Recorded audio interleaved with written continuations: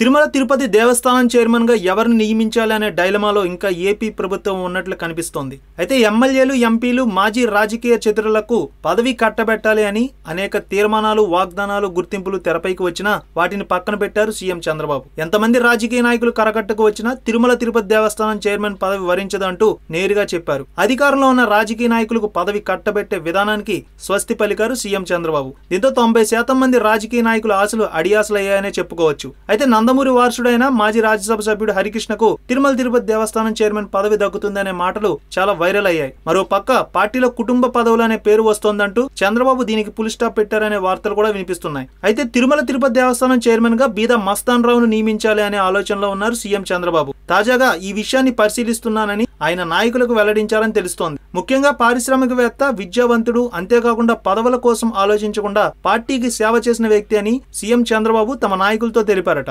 గతంలో జన్మభూమికి ఆకర్షితులై ఆయన పార్టీలోకి చేరారని, అప్పటి నుంచి పార్టీని అంటిపెట్టుకునే ఉన్నారని, 2009లో కావలి నియోజకవర్గం నుంచి ఎమ్మెల్యేగా గెలుపొందారు మస్తాన్ రావు. అందుకే ఆయనకి ఈ పదవి ఇవ్వాలని ఆలోచిస్తున్నారు సీఎం చంద్రబాబు అంటున్నారు ఆయన అభిమానులు. అయితే జిల్లా నుంచి సోమిరెడ్డికి కాకుండా ఎమ్మెల్సీ అవకాశం బీదా మస్తాన్ రావుకి కల్పిద్దాం అనుకున్నారు ముందుగా సీఎం చంద్రబాబు. కానీ చివరి నిమిషంలో ఆ పదవి ఆయనకు చేజారిపోయింది. దీంతో తిరుమల తిరుపతి దేవస్థానం చైర్మన్ గా బీదా మస్తాన్ రావుకి అవకాశం కల్పిద్దామని సీఎం చంద్రబాబు తన మనసులో మాటని తమ నాయకులకు చెప్పినట్లు తెలుస్తోంది.